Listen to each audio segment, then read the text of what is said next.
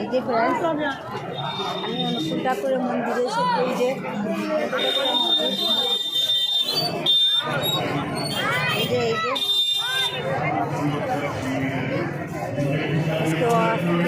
শিষ্যরা বড় মার জন্মদিন।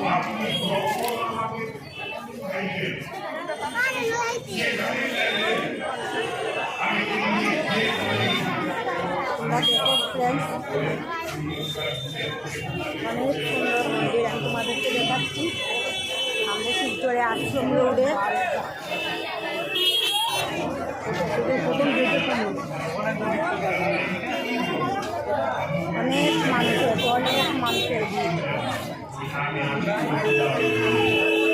এই যে অনেক মানুষের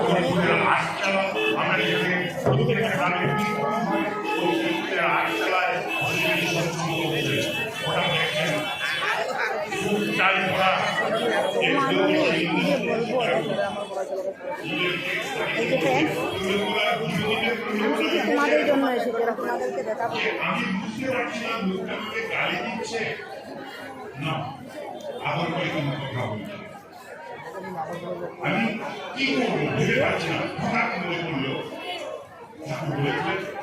আমাদের শিলচরে আশ্রম রোডে শ্রী অনুকূল ঠাকুরের আশ্রম।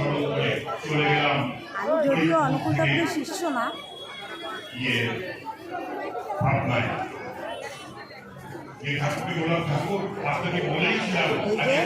দেখতে থাকুন, ঘুরিয়ে চতুর্দিক দেখাচ্ছি।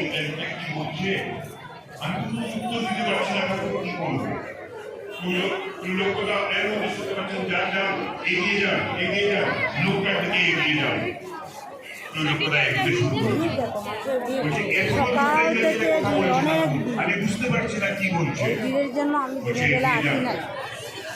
তাকে বলে তোমার জিপটা বের করো, বলছে লোকটা গিয়ে জিপটা বের করেছে, করার পরে বলছে তুমি আমাকে বলো তো তেঁতুলের স্বাদ কেমন। লোকটা বলছে তেঁতুলের স্বাদ কেমন করে বুঝাতে পারবো। তখন লোকটা বলছে, দুই লোকটা বলছেন আমি একটা তেঁতুলে যে তোমার জিভে যদি ঘষিয়ে দেয় তাহলে তুমি যে এটা অনুভব করবে, তেঁতুলের স্বাদ অনুভব করবে, সেটাকে তুমি আমাকে লিখে বুঝাতে পারবে? বলছেন না। বলে আমিও ঠিক সেরকম, তুমি ঠাকুরকে আমি তোমাকে বলে বুঝাতে পারবো না। তোমাকে যদি ঠাকুরকে বুঝতে হয় তাহলে ঠাকুরকে তোমাকে ঠাকুর গ্রহণ করতে হবে। লোকটা বলে গ্রহণ করলে আমি ঠাকুরের স্বাদ পাবো? বলে হ্যাঁ পাবে। লোকটার শিক্ষা হলো ঠাকুর যখন ঠাকুরের কাছে যখন ত্রৈলোক্যদায় এসছেন, ঠাকুর তখন ত্রৈলোক্যদাকে বলছেন, ত্রৈলোক্যদা এত অবিশ্বাস আপনার আমার উপরে, এত অবিশ্বাস, আমি আপনাকে বলে পাঠালাম যে আমি যেখানে থাকি না কেন আপনি যখন আমাকে বলবেন আমি তখনই আপনার মধ্যে ইন করব। তবে আপনার কি জানেন তো, আপনি আমার ওই ফিজিক দেহটাকে বিশ্বাস করেছেন, এই আমার এই মানবী শরীরটাকে আপনি বিশ্বাস করেছেন।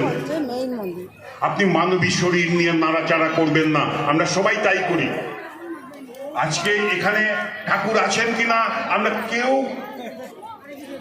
অনুভব করতে পারে না। এই বিশ্বাসটুকু যে আমার পূর্ববর্তী বক্তা সত্যানন্দ পাঠের সময় বলছিলেন যে তোমার বিশ্বাস, আমাদের বিশ্বাস কোথায়? বিশ্বাস আমাদের বিশ্বাস আছে যে আচার্যদেব শুনছেন, ঠাকুর শুনছেন।